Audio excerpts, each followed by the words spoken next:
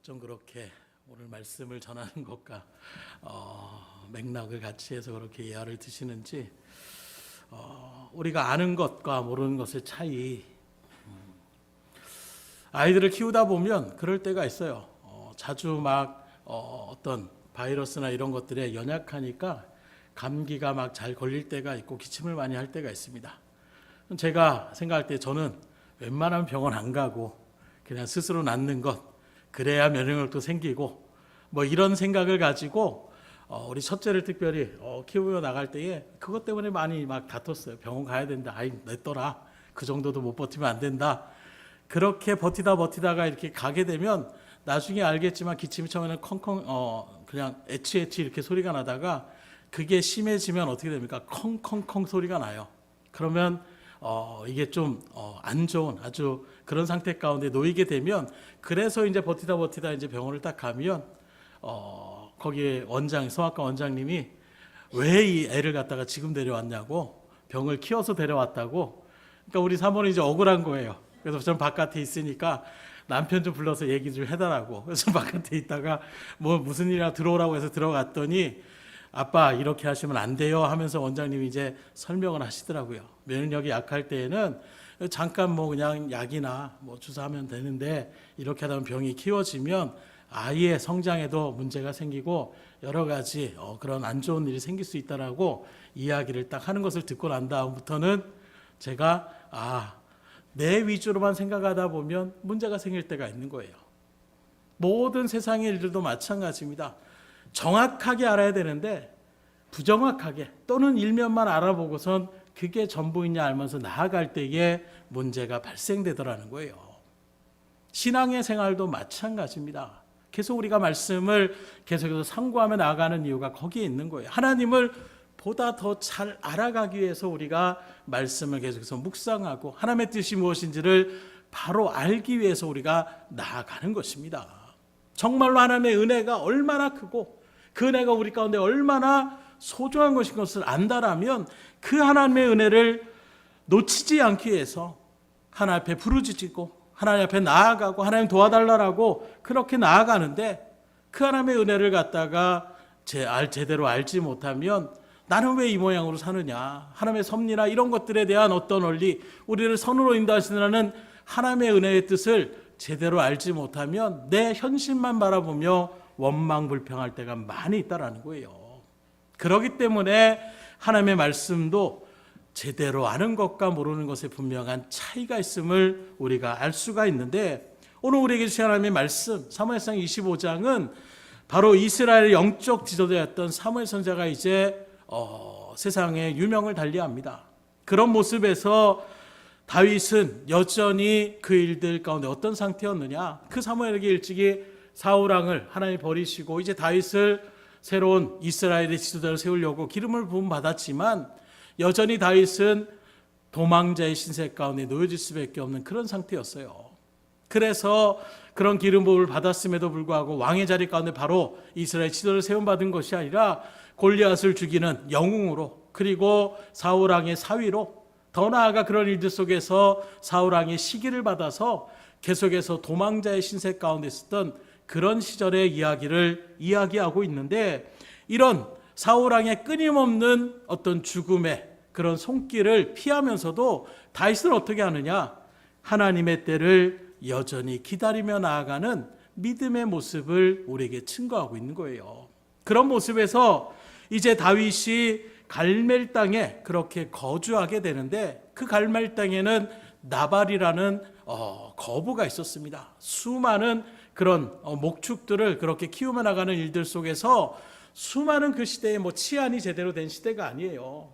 말 그대로 영적 제자 사무엘이 죽었습니다. 사울은 막 다윗만 죽이려고 눈에 불을 켜고 다닙니다. 그러니 말 그대로 나라가 지금 영적으로도 또 환경으로 혼란한 시대라고 이야기할 수가 있는 거예요. 그러면 나타난 것이 무엇입니까? 도적대들이 막 들키기 시작하는 것입니다. 그런 모습에서 다윗에게 도망자의 신세였지만 그를 추종하며 나갔던 600여 명의 사람들이 다윗과 함께하고 있는 거예요.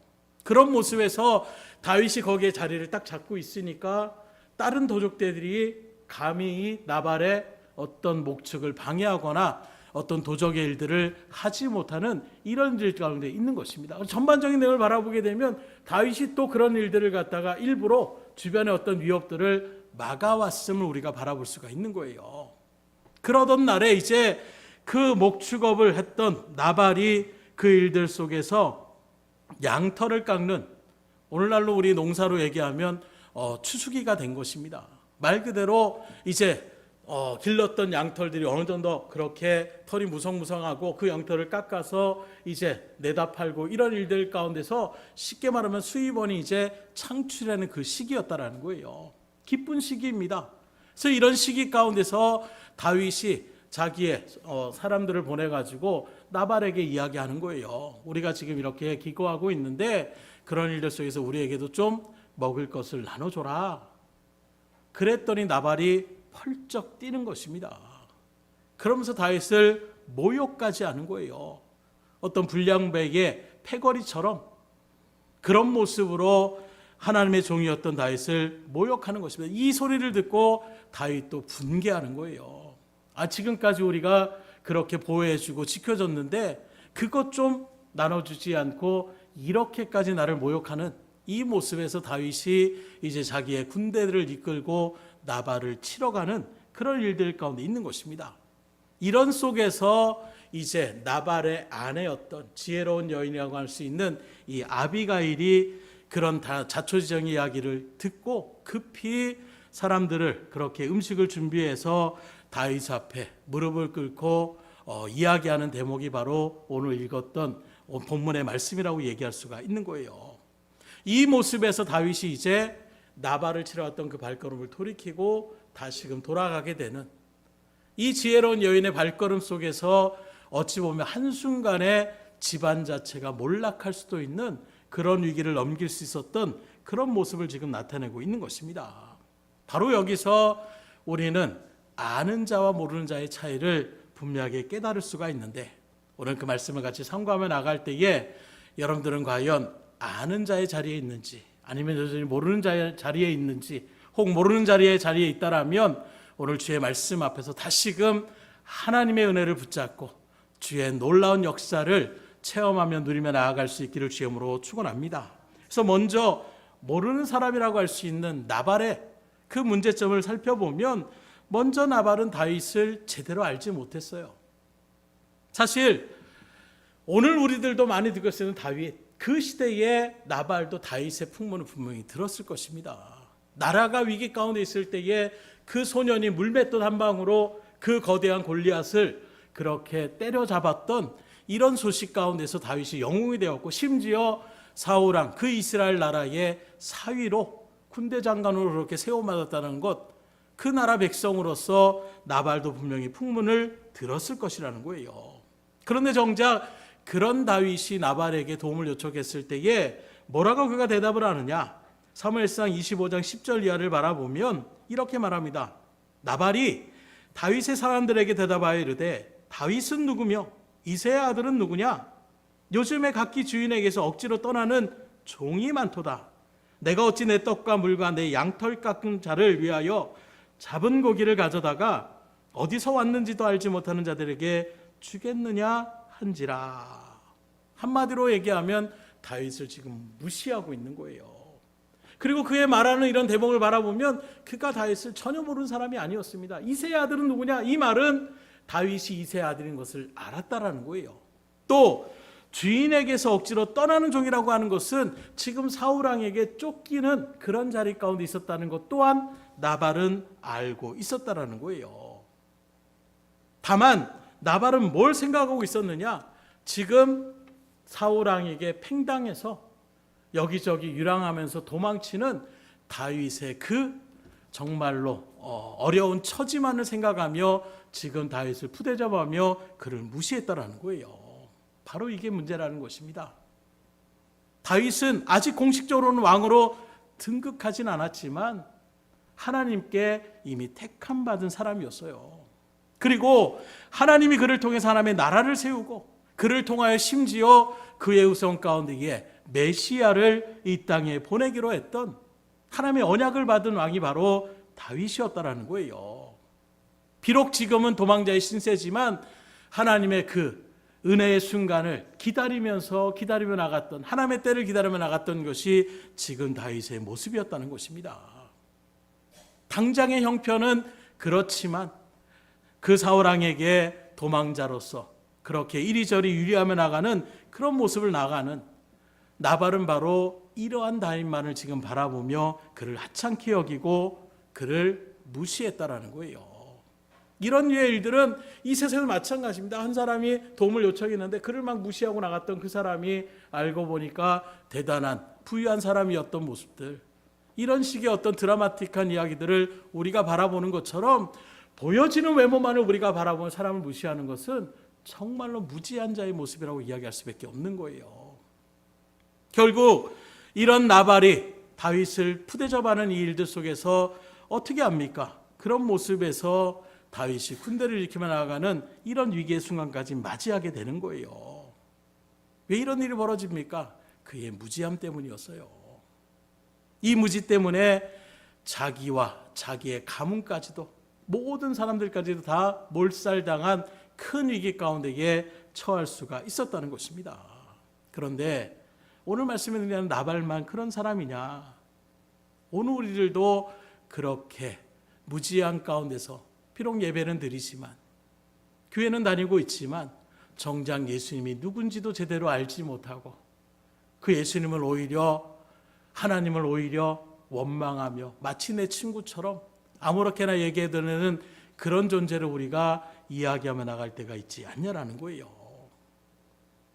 열심히 교회를 다니면 뭐합니까? 정작 예수님이 우리의 친정한 구원자가 되신다라는 이 믿음의 자리에 서지 않고 그냥 위대한 성인 가운데 한 사람이요, 선지자 중에 한 사람으로 그렇게 알고 있는 그런 모습에서 예수님을 우리도 이렇게 저렇게 이야기한다라면 이건 참으로 무지한 발언이라고 얘기할 수가 있는 거예요. 심지어 목회자가 하나님을 갖다가 마치 자기 아래 그런 존재처럼 이야기하며 나가는 이런 모습들, 엄청난 일들을 벌이면서도 마치 자기가 대단한 사람인 양 나아가는 그 모습이 오늘 꼭 나발과 같은 모습이지 않는가. 여러분들은 절대로 그런 자리에 서지 않기를 주님으로 축원합니다. 하나님이 누구신 줄 안다라면 우리는 함부로 그렇게 하나님을 이러쿵저러쿵 얘기할 수가 없는 거예요. 세상에서 우리가 좀 무지해도 상관없어요. 좀 지식이 모자라도 살아갈 수 있습니다. 돈이 좀 모자라는, 돈에 대한 어떤 일들 가운데 감각이 없어서 좀 가난하게도 살아갈 수 있는 거예요. 그러나 우리의 생명이 주인이 되시고 우리의 주관자 되시는 그 하나님을 제대로 알지 못해서 하나님 앞에서, 아니 왜 비를 이렇게 내립니까? 아니 하나님 지금 이렇게 가뭄할 때가 됩니까? 이렇게 저렇게 마치 내가 지혜로운 양 하나님 앞에서 이러쿵저러쿵 얘기하며 나가는 이런 무지한 가운데 있다라면 돌이킬 수 없는 자리에 우리가 설 수 있음을 이런 나발을 통해서 우리가 깨달을 수 있기를 주님으로 축원합니다. 그래서 주님을 바로 아셔야 돼요. 하나님이 누군지를 모르니까 주일날 예배 혹시 빠지면 하나님 나 치시지 않을까? 그냥 공포스러운 하나님으로 우리가 생각하며 나아가는 이런 모습들, 째째한 하나님으로 만들어버리는 우리의 그런 잘못된 신앙의 모습들. 하나님은 우리에게 평화를 주시길 원하시는데 마치 우리 세상의 어떤 미신적인 신앙의 일들 가운데서 제대로 하지 않으면 큰 저주와 어떤 일들 가운데 선 것이냐, 그렇게 공포스럽게 주님의 일들 가운데 선다라면 이건 참 무지한 거예요. 하나님은 우리에게 은혜를 끼치시기 위해서 오늘도 여러분들을 불러주셨음을 믿으시기를 주님으로 축원합니다. 그래서 주님의 말씀을 끊임없이 상고하셔야 되는 거예요. 끊임없이 하나님의 말씀을 배워야 되는 것입니다. 왜요? 하나님을 바로 알아야 우리가 은혜 가운데 온전하게 누림의 삶을 살아갈 수 있기 때문인 것입니다.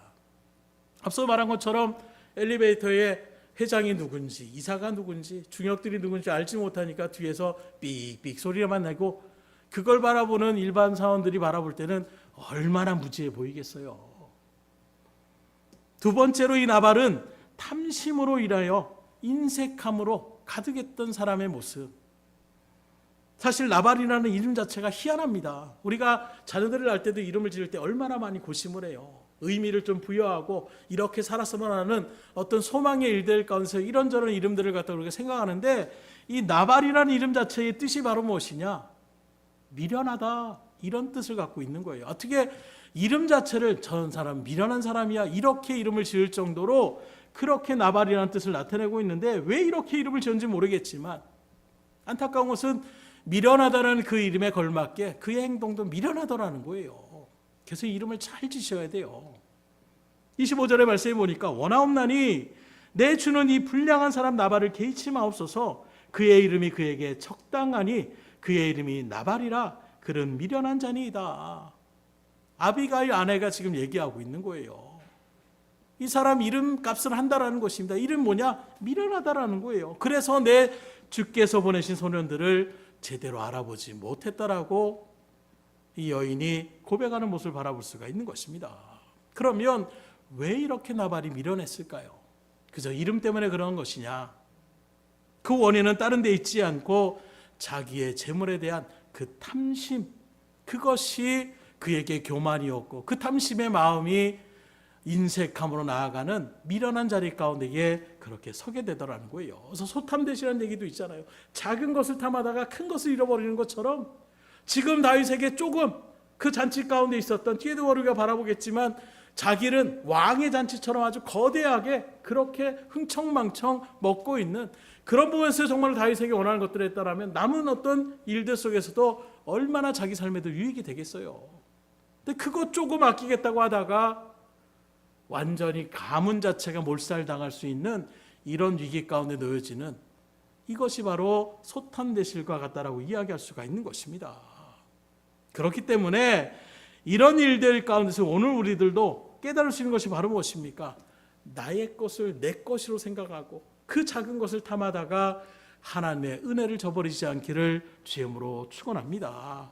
그래서 하나님의 말씀의 자리 가운데 서고 하나님의 뜻대로 나아가는 삶이 영원한 하나님의 잔치 자리 가운데 거하는 이 은혜가 무엇인지 우리가 분명히 안다라면 생명도 아깝지가 않는 그런 믿음의 발걸음이 나올 수가 있는 거예요. 그러나 그게 그려지지 않으면 어떻게 됩니까?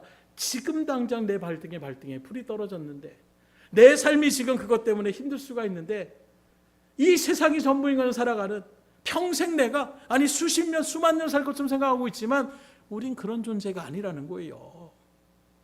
정말로 우리가 지혜로운 사람이고 정말 하나님의 말씀을 안다라면 저 영원한 하늘나라 가운데 살아가는 그 삶을 우리가 증명으로 믿음으로 확신한다라면 이 땅에 있는 그런 작은 손에 그 인색한 가운데 그 탐심 가운데서 정작 하나님이 주시는 놀라운 축복을 우리가 저버리는 삶을 살아간다라면 이것만큼 어리석은 자리가 어디 있겠어요.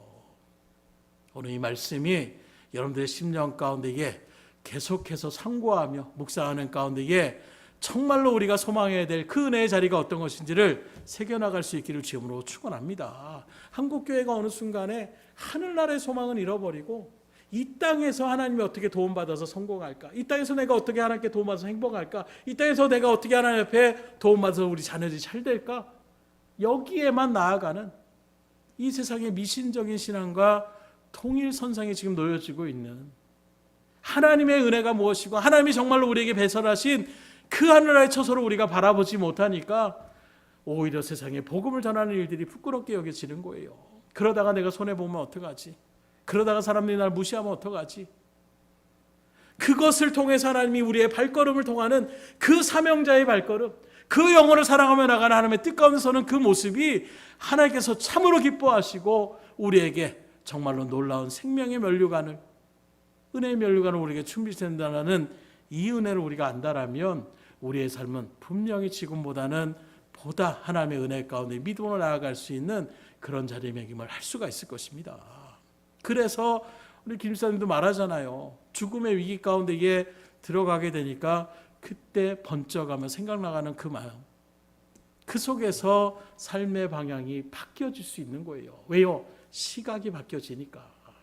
근데 우리는 말씀을 듣고 교회를 다니고 수없이 기도하며 나아가고 있지만 우리의 시선은 여전히 12제자들처럼 수많은 예수님의 기적과 또 수많은 예수님의 그 생명과 진리의 말씀을 들었음에도 이 세상의 영광만을 쫓으며 나아가는 그 어리석은 자리 가운데 있을 때에 한순간에 주님을 멀리하며 그렇게 뿔뿔이 흩어지는 이런 안타까움의 자리에 설 수밖에 없더라는 거예요.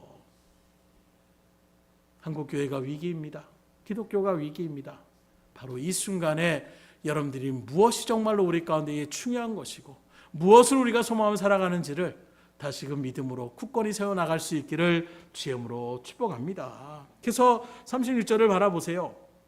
아비가일이 나발에게로 돌아오니 그가 왕의 잔치와 같은 잔치를 그의 집에 배설하고 크게 취하여 마음에 기뻐함으로 아비가일이 밝은 아침까지는 아무 말도 하지 아니하다가 자기의 어떤 재산들을 보호하며 나갔던 그 다윗의 무리들은 아무것도 주지 않는 그런 마음 속에서 자기 스스로의 어떤 그 재산이 내 거니까 이런 마음으로 자기만의 즐거운 가운데서 너무 행복한 모습으로 그렇게 잔치를 배설했다라는 거예요. 그 결과가 어떻습니까? 다음 날에 그가 이제 포도주에 깬 다음에 부인이 그동안 있었던 일들을 나발에게 이야기하는 거예요. 그럼 그때라도 깨달아서 아이고 내 대신에 그래도 내가 생각 못하는 분을 생각해서 잘했다 이렇게 하는 것이 아니라 그 말을 듣고 크게 낙심해서 몸이 돌과 같이 되는, 그래서 열흘 동안 그렇게 낑낑거리다가 결국에는 하나님께서 그를 치심으로 죽음의 자리에 섰다라는 거예요. 오늘날 의학적으로 얘기하면 심근경색 같은 그런 질고가 그에게 닥친 것입니다. 털썩 주저앉아가지고 그 일들 가운데서 시름시름 있다가 열흘에 이제 여호와께서 친히 그를 치셨다라고 이야기하고 있는 거예요.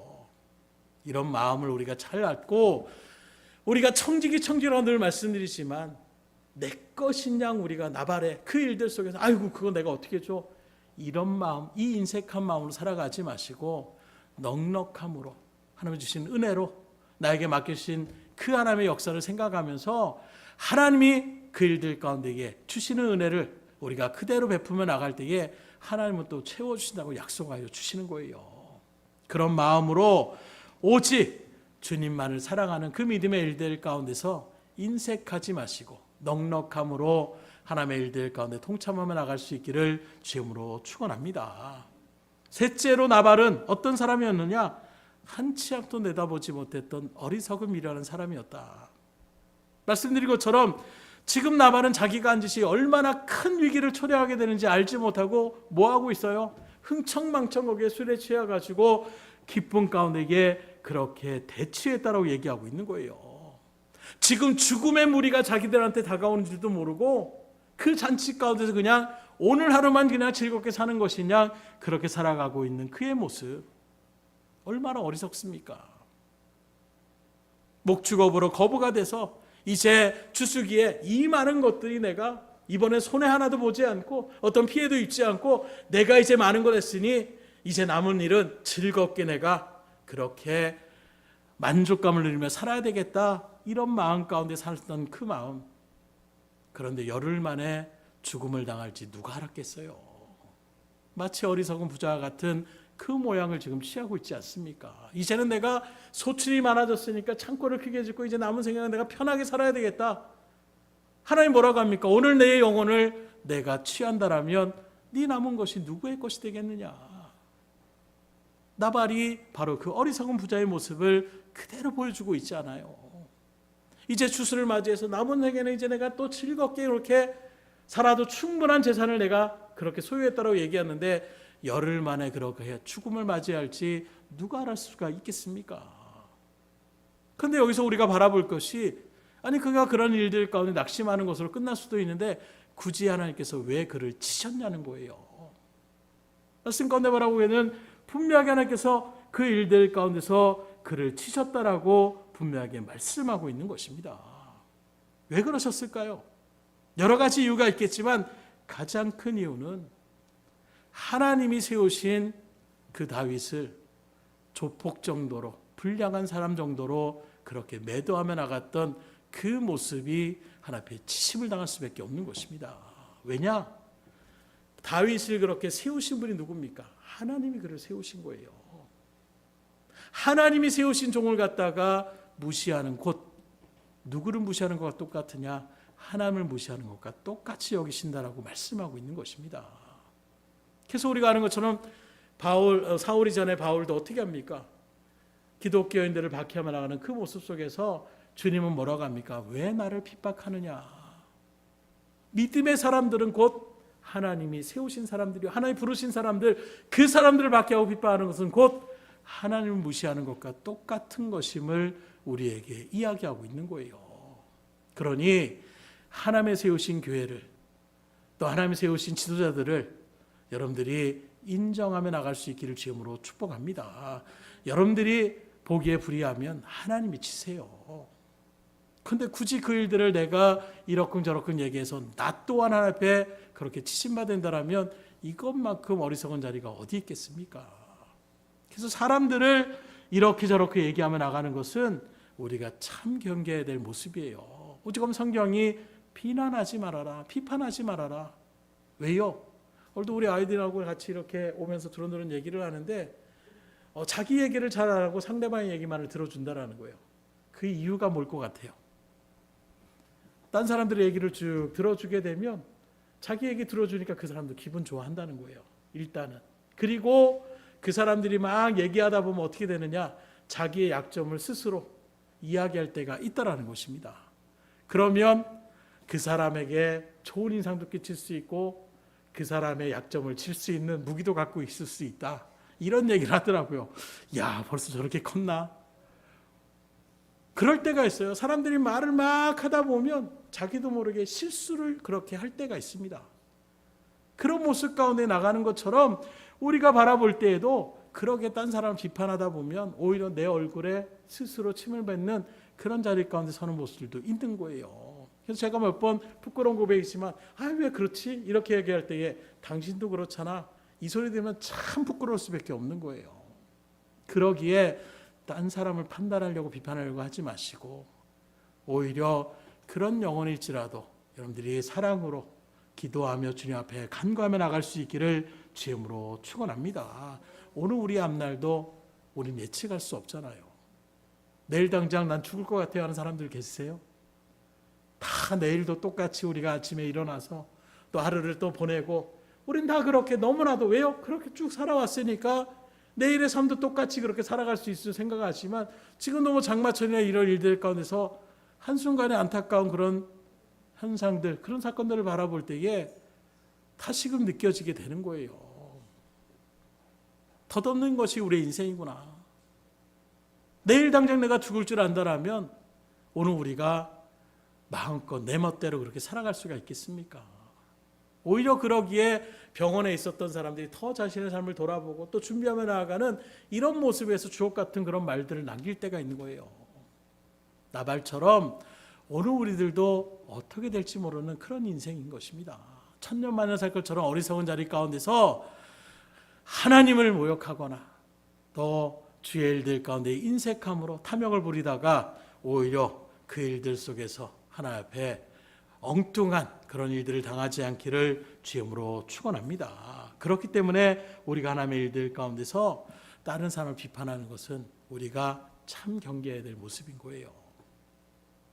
이에 반해서 지혜로운 여인이라고 일컬어지는 아비게일을 한번 살펴보게 되면 남편은 비록 미련한 사람이었지만 이 아비가일은 지혜롭고 현명한 여인이었음을 우리가 바라볼 수가 있는데 왜요? 다른 거 제쳐두더라도 이 여인의 그 행동 때문에 나발을 비롯해서 그 가문에 있는 모든 사람들이 죽음의 위기에서 구원함을 받았잖아요.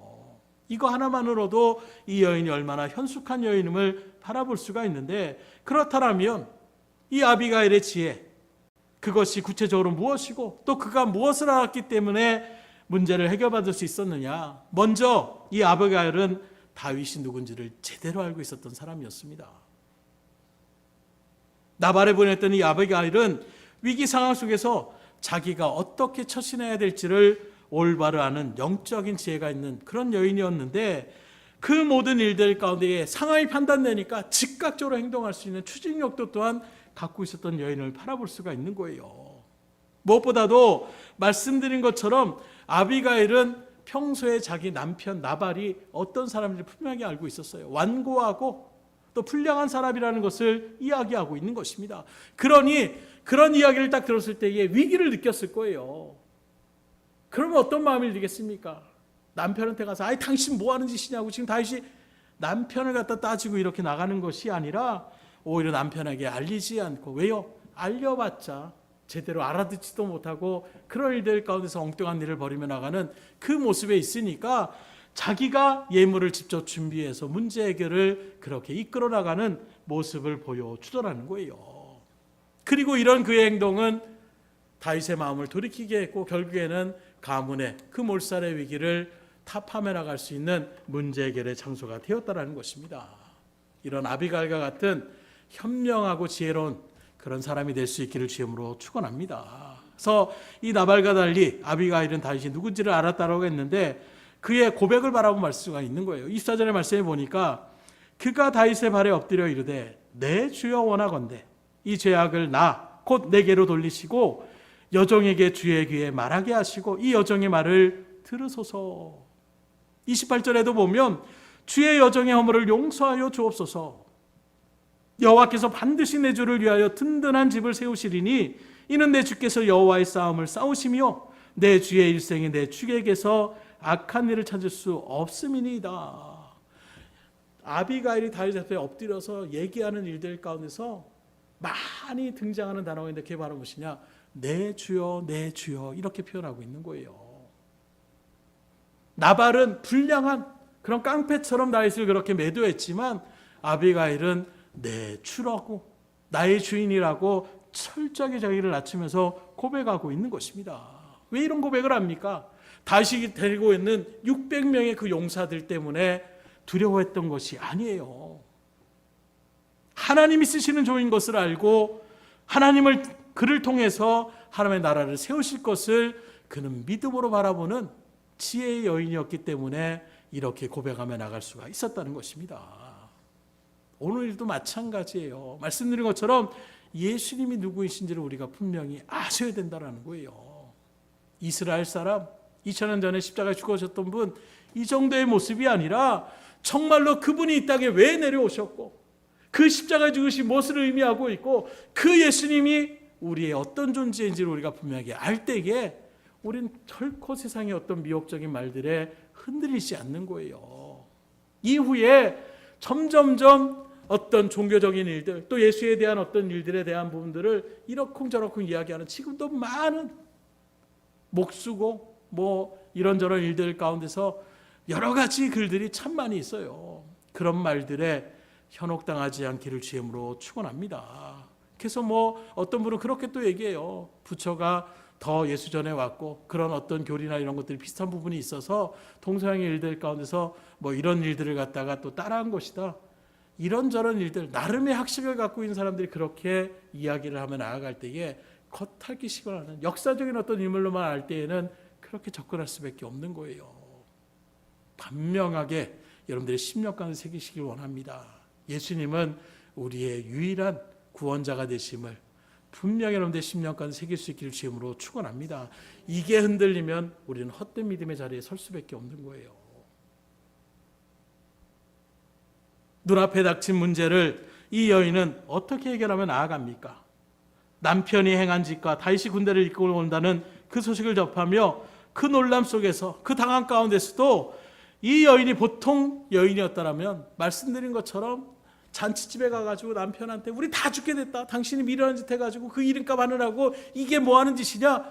이렇게 소리를 피웠다라면 잔치에 있는 사람들도 다 이게 뭔 소리냐. 그리고 그런 소리에 여기저기 도망을 치고 말 그대로 잔치자리가 망치며 나아가는 이런 일들 가운데 섰을 거예요. 또 어떤 사람들은 우리가 그러면 조직해서 같이 싸우자. 그랬다가는 다 죽음을 당할 수밖에 없는 그런 위기의 순간 가운데 있었다는 것입니다. 그러니 이 여인의 발걸음이 얼마나 지혜로운 것임을 우리가 다시금 바라볼 수가 있는데 이 아비가일은 하나님의 살아계심과 또 지금도 우리를 위하여 열심히 일하고 계시는 그런 하나님이심을 분명히 믿음으로 고백하고 있는 거예요. 그래서 오늘 본문을 잘 바라보게 되면 아비가일은 여호와께서라는 말을 8번이나 또 반복하면서 다윗을 설득합니다. 26절에 보면 여호와께서 살아계심을 두고 맹세하노니 여호와께서 막으셨으니 또 28절에도 여호와께서 반드시 내 주를 위하여 든든한 집을 세우시리니 그리고 29절에도 여호와께서 그것을 던지시리이다. 한마디로 얘기하면 이 아비가일은 여호와 하나님이 지금도 살아계시고 그 여호와 하나님이 지금도 일하고 계신다는 것을 자기는 분명하게 믿고 안다라는 거예요. 오늘 우리도 이것을 바로 알 수 있기를 주님으로 축원합니다. 우리의 인생의 주인은 우리도 아니고 다윗도 아니에요. 모든 우리의 인생의 주인은 하나님께 달려 있는 것입니다. 그 다윗도 하나님이 세우신 종에 불과한 거예요.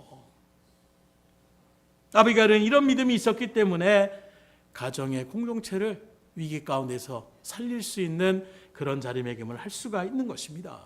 오늘 우리 교회도 우리 가정도 마찬가지예요. 우리가 주인이 아니에요. 우리 교회의 주인은 하나님이신 것입니다. 그러기에 하나님 앞에 우리가 기도하며 나가는 거예요. 그 하나님의 일하심을 믿음으로 확증하며 우리가 하나님 앞에 나아갈 때에 그때의 문제의 해결함을 받을 수 있음을 믿으시기를 주님으로 축원합니다. 아비가일은 이런 믿음이 있었어요.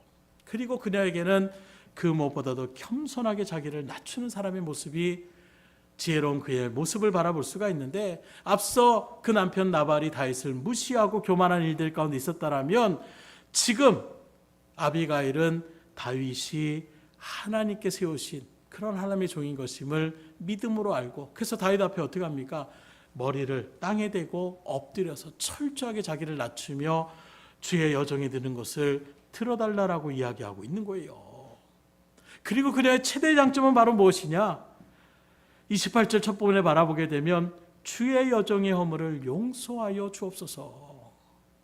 지금 누가 잘못했어요? 누가 미련한 짓을 했습니까? 그 남편 나발이 죽을 짓을 지금 벌이고 있는 거예요. 그런데 이 아비가일은 남편의 죄를 자기의 죄로 여기면서 다윗에게 철저하게 자기를 낮추며 용서를 구하고 있는 것입니다. 곧 아비가일은 남편의 죄악을 단순히 남편의 죄로만 보는 것이 아니라 자신의 죄악으로 바라봤던, 이게 바로 겸손의 모습인 거예요. 오늘들이 잘못하는 일들, 저도 마찬가지지만 남 탓을 할 때가 참 많이 있어요. 아, 대통령이 왜 저 모양이야? 아유, 정치꾼들 왜 저래? 정치는 왜 이 모양이야? 심지어 교회는 왜 이 꼴이야? 성도들은 왜 저래? 우린 딴 사람을 탓할 때가 참 많이 있습니다. 그러나 이런 말씀을 통해 우리가 분명히 깨달을 수 있는 것은 그것이 남의 탓이 아니라 그 자리가 곧 나의 허물임을 믿음으로 바라볼 수 있기를 주님으로 축원합니다. 이게 겸손의 마음인 거예요. 아이고, 저거 죄짓더니 저렇게 벌 받는구나, 이렇게 생각하는 것은 온전한 그리스도의 모습이 아닌 것입니다. 오히려 그의 모습이 나의 모습으로, 내가 제대로 전도하지 않아서, 내가 제대로 알려주지 않아서, 내가 제대로 하나님의 뜻대로 생각하지 않아서 그렇게 잘못했다라는 이런 마음의 모습으로 철저하게 자기를 내쳐놓으며 나아갈 때에 그때 놀라운 하나님의 놀라운 역사를 우리가 경험할 수가 있는 거예요. 말씀을 드립니다.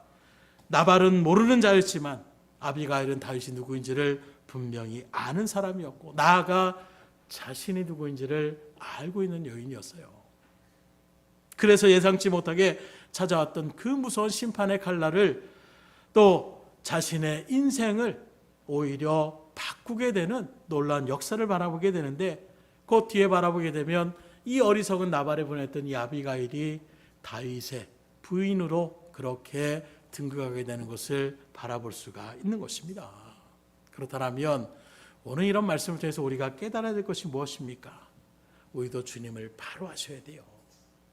주님을 바로 알려면 어떻게 됩니까? 말씀이 육신이 되어오신 그 예수님을 아는 것은 말씀을 바로 하셔야 되는 거예요. 점점점 말씀을 이렇게 곱게 하고 저렇게 풀이하면서 우리를 미혹할 날이 다가올 것입니다. 그러기에 우리가 말씀을 잘 알려고 끊임없이 연구하고 끊임없이 묵상하고 끊임없이 그 말씀 붙잡고 기도하며 나갈 수가 있어야 되는 거예요. 그 가운데에 지혜로 믿음의 공동체를, 또 우리 가운데 있는 그 문제들을 우리가 끌어안고 나갈 수가 있어야 되는 것입니다. 왜요?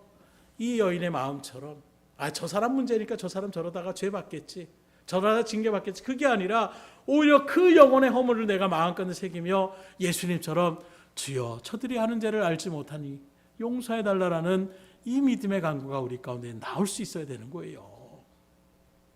그 허물이 나의 허물로 바라볼 수 있는, 철저하게 하나님 앞에서 나를 낮추심을 통하여 여러분들이 겸손함으로 주님 앞에 회개함으로 나아갈 때에 반드시 하나님은 역사하여 주시는 것입니다. 오늘 시간 주님 앞에 뜨겁게 기도할 때에 다른 사람이 아닌 하나님 지혜로운 이 아비갈과 같이 철저하게 하나님을 알아가는 믿음의 지혜를 허락하여 주시고 그 앞에 겸손하게 나를 낮추며 정말로 온전한 마음으로 주님 앞에 회개하며 나아갈 때에 하나님 용서하여 주시옵소서, 역사하여 주시옵소서. 주님 앞에 부르짖어 나가는 그 기도에 놀라는 응답의 역사가 일어나기를 주님으로 축복합니다. 기도하겠습니다.